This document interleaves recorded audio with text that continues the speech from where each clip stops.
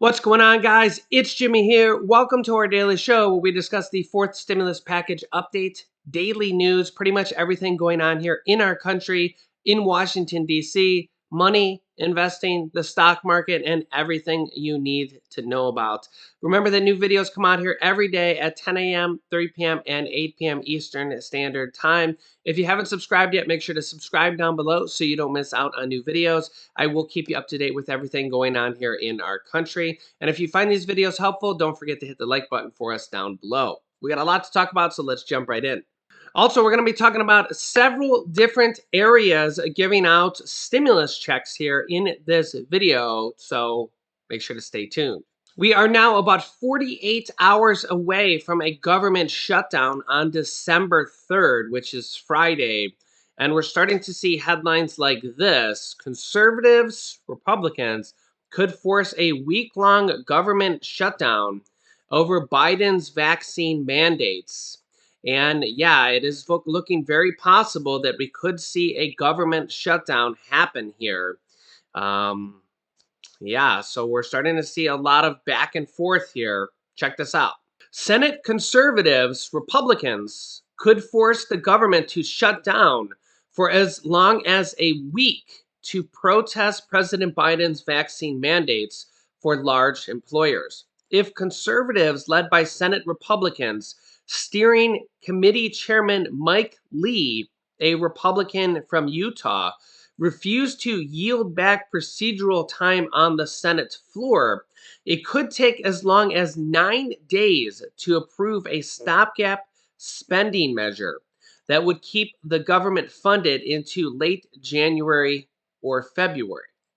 Senate Majority Leader Chuck Schumer, a Democrat from New York, told reporters on Wednesday that talks to fund the government are, quote, making good progress, but warned that a small group of Senate Republican conservatives could block the stopgap by throwing up procedural hurdles.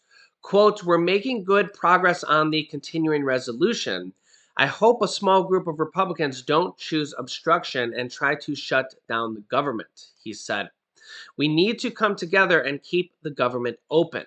Senate conservatives, led by Lee, are discussing using their leverage over the Senate's schedule to demand that Democrats defund Biden's vaccine mandate on large employers.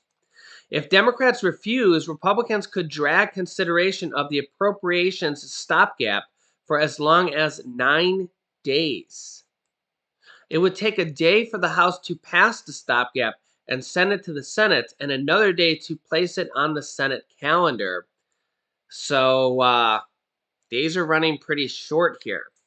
The cloture motion to end the filibuster could be filed on the third day, and vote on a cloture motion on the motion to proceed would take place on day 5. Yeah. Lee and other conservatives could demand up to 30 hours to debate the motion to proceed, which would push the debate until day 6. It would then take another 3 days to file a cloture motion on the bill. Yeah, so we got a lot of days here that they could delay this. 11 Senate Republicans signed a letter to Chuck Schumer earlier this month warning they will not support and will, quote, will use all means at our disposal to oppose and legislation that funds or enables the enforcement of Biden's employer vaccine mandate. Senator Roger Marshall from Kansas, who led the November 3rd letter to Schumer, doubled down on the warning Wednesday. Quote, so long as he makes sure we don't fund the unconstitutional mandate, this is a quote, we'll be okay with the ununanimous consent. With the unanimous consent. So it's totally on his back, Marshall said, referring to Schumer. Other Senate Republicans don't seem eager at all for the protracted standoff over the short-term government funding measure. Remember that they will need 60 votes in the Senate to prevent a government shutdown by Friday, December 3rd. So, yeah, I'll keep you up to date here. Multiple different areas now announcing new stimulus checks here. Let's start with the city of St. Louis. you can see here directly on the screen who qualifies for St. Louis's new $500 stimulus checks. Yeah, the application window opens on December 18th. Residents can apply on the city's website when the portal opens through an in-person application process for $500 stimulus checks in St. Louis. So these this St. Louis $500 stimulus check is for the American Rescue Plan. They're using stimulus money from the third stimulus check program. Okay, remember, states, cities, and counties got stimulus check money, and they're using this now. Okay, to receive this check, you must be a resident of the city of St. Louis. You must have an income threshold of under 80% of the area median income. You can check this by going on the city's website. You must have suffered a loss of income due to the pandemic. One of these reasons can be included that you have had cut hours, job loss, funeral expenses, or treatment costs. You can apply for this by applying on the city's website. The application process requires proof of each of these through documentation. And for more information, you can go on the city's website. The application window opens on December 18th on the city's website or in person by appointment. Yeah, so we're starting to see more and more cities, states, and counties do stimulus checks. So St. Louis just announced $500 stimulus checks for the city of St. Louis. Also, South San Francisco just announced a universal basic income for a small amount of people for $500 per month without strings attached for the latest guaranteed income program for South San Francisco as well, which is $500 per month. Applications are open for that as well. That's a guaranteed income program or a universal basic income program as well. Also, a local coalition in San Diego County is going to be providing $500 monthly checks to a small amount of families in San Diego as well. Just announced here on November 30th, so yesterday. So multiple, and this is $500 per month. So multiple different things here announced. St. Louis is for the city of St. Louis, I think, is the largest one here. But we also have 3 different states doing this as well, which of course are the state of California, $600, residents making under $75,000, and an additional $500 for a total of $1,100. We also have the state of Maine doing $285 stimulus checks, and the state of Illinois is considering or in the process of doing $200 for individual and $400 stimulus checks for married filing jointly or joint return tax returns, $400 joint return checks, stimulus checks. They're in the process of considering that as well. So that would be really cool. That'd be the 3rd state would be sending out stimulus checks right now, along with all these cities and counties that are doing them or considering doing them or sending them out right now as well. So I'll keep you up to date on all these states, cities, and counties that are kind of literally on a weekly basis. We're seeing more and more states, cities, and counties send out stimulus checks. So I'll keep you up to date on all those, as well as rent assistance, mortgage assistance, utility assistance, all these different type of programs, as well as Social Security updates, raises, as all these different type of programs, literally on a daily, weekly basis, kind of coming out here.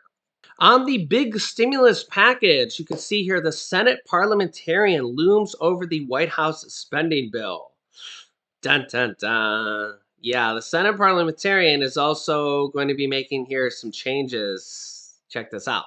President Biden's social and climate spending bill is racing another hurdle as Democrats try to get it across the finish line.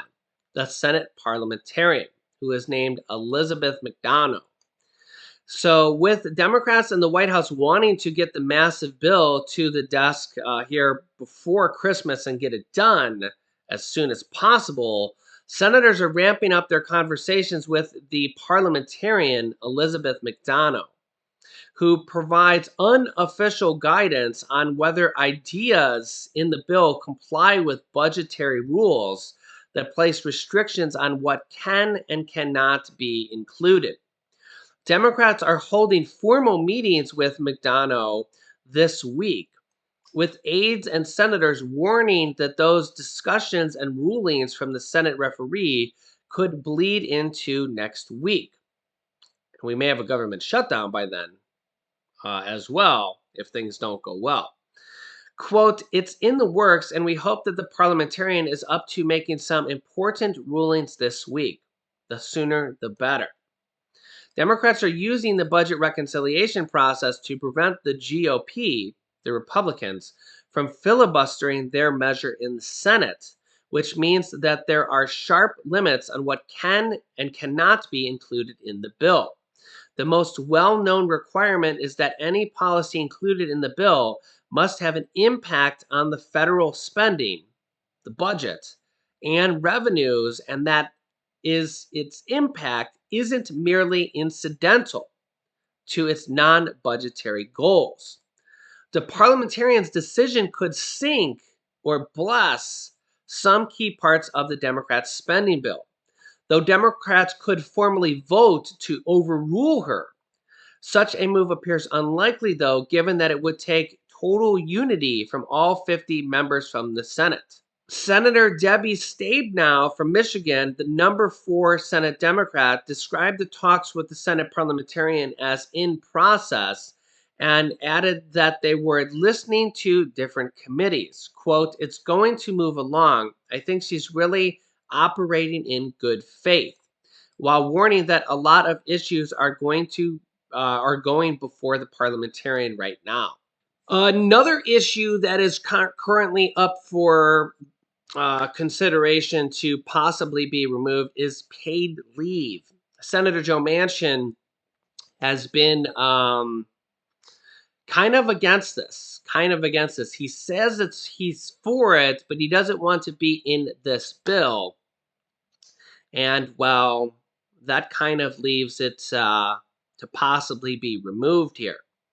You can see here, paid leave advocates are ramping up the pressure on Manchin and Chuck Schumer. There's a lot of support for paid leave to be included in this bill. Advocates are mounting a final push to ensure that Senate Democrats don't remove the National Paid Leave Program out of the party's $2 trillion climate and spending bill. Their efforts are aimed squarely on Senator Joe Manchin, the lone holdout who has insisted that paid leave should be passed in a bipartisan way, and Senate Majority Leader Chuck Schumer, who controls whether paid leave will be included in the Senate bill that will go to the floor this month.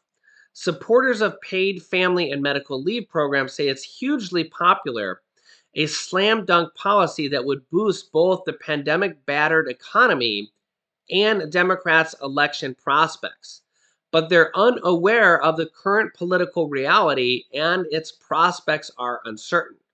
Quote, it would be a mistake of both politics and policy to leave behind the families most impacted in this crisis, and particularly women voters who should be seen and heard and fought for, said Dawn Huckelbridge, director of Paid Leave for All. Paid leave's popularity is central for advocates' lobbying push. 80% of voters in Manchin's home state support ensuring paid leave for workers for a serious illness. That's a lot. 72% support universal paid leave for workers caring for a new child. And yet Joe Manchin doesn't want to include this in the bill. Yeah, so I mean, you tell me. That makes paid leave one of the most popular measures in the Democratic reconciliation bill, and far more popular among West Virginia voters than other measures in the bill. But Joe Manchin said in November, I don't think it belongs in the bill.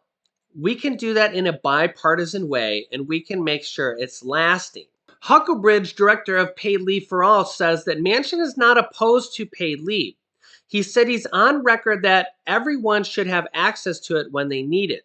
He said he supports it. So our job is to say, great, we have to do this now if that's the case. There is no bipartisan path anytime soon that will deliver real results for families. Democratic lawmakers are also hoping for a reversal. In an interview with Face the Nation on CBS last month, Senator Kirsten Gillibrand, Democrat from New York, said that Manchin has, quote, come a long way on paid leave after she and other advocates have discussed the plan with him.